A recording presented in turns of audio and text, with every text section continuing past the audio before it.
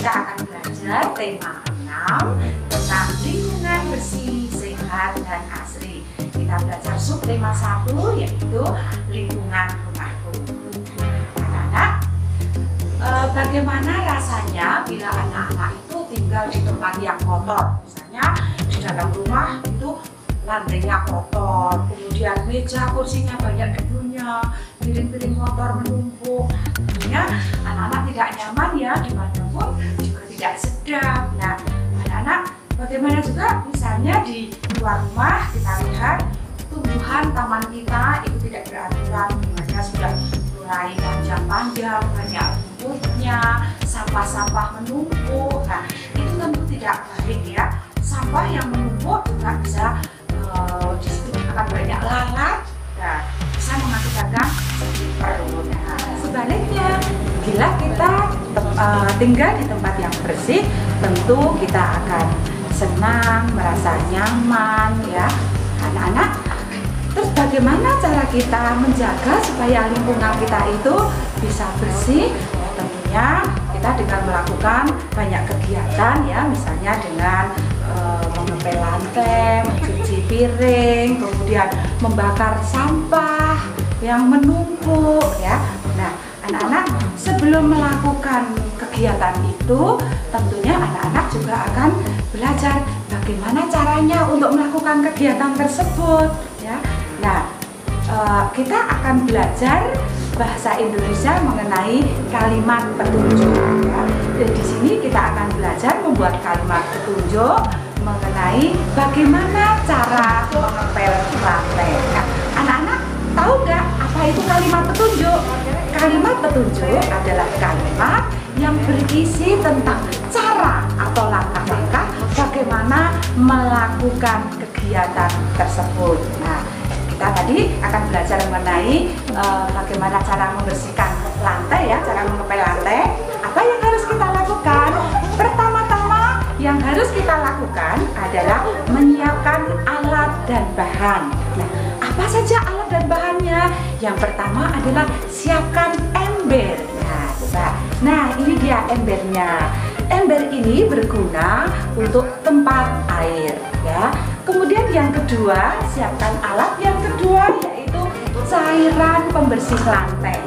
Nah, ini cairan pembersih lantai ini berguna untuk mengharumkan lantai, juga untuk membunuh kuman-kuman yang ada di lantai yang tidak kelihatan ya. Kemudian yang ketiga adalah kain pel. Nah, ini dia kain pelnya ya. Kain pelnya ini digunakan nanti untuk membersihkan lantainya yang kotor. Nah, itu tadi adalah alat-alat dan bahannya yang perlu kita siapkan. Kemudian bagaimana langkahnya? Langkah untuk membersihkan, mengepel lantai tadi ya. Yang pertama, isi ember dengan air bersih ya. Nah, diisi ya dengan air bersih. Airnya tidak usah banyak-banyak, cukup aja ya, sedikit saja, sepertiga saja tidak apa-apa, cukup ya. Setelah ember diisi dengan air bersih, kemudian campurkan cairan pembersih lantai tadi ya, cairan pewangi biar lantainya menjadi harum ya. Nah, kita campurkan, kemudian setelah dicampurkan diaduk ya, diaduk sampai campur. Nah, setelah itu masukkan kain pelnya ke dalam air yang sudah dikasih cairan pembersih lantai tadi ya. Nah, begini. Setelah itu diperas ya. Perhatikan ya anak-anak, diperas. Nah, setelah diperas, kemudian gosokkan kain pel tadi dengan berjalan mundur ya. Nah, seperti itu sampai lantainya bersih. Nah, itu ya anak-anak contoh mengepel lantai. Anak-anak tentu bisa membuat kalimat petunjuknya tadi ya. Yang pertama tadi siapkan alat dan bahan, kemudian langkah-langkahnya tadi sudah disampaikan. Nah, kemudian anak-anak kita akan belajar lagi membuat kalimat petunjuk yang lain, yaitu mencuci piring. Kita akan pergi ke tempat mencuci piring ya. Mari kita ke sana dulu. sekarang kita akan belajar membuat kalimat petunjuk tentang bagaimana cara mencuci piring. Perhatikan anak-anak, di sini ada piring yang kotor ya. Ini ada tumpukan piring kotor. Nah, anak-anak siapkan dulu sabun untuk mencuci piring, kemudian sponnya ya, spon, dan juga mangkok untuk tempat sabunnya. Nah, yang pertama dilakukan yaitu satu, basahi dulu piring kotornya itu dengan air. Perhatikan ya anak-anak. Nah, setelah dibasahi dengan air, kemudian gosokkan menggunakan spon yang sudah diisi, yang sudah dicampurkan dengan sabun tadi ya. Coba bisa dilihat itu ya. Nah, setelah digosok-gosok gitu sampai bersih.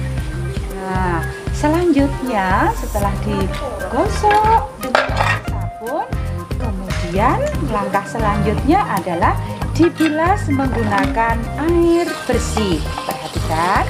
Nah, piring kotor tadi dibilas menggunakan air bersih. Nah, setelah selesai dibilas, nah, ini.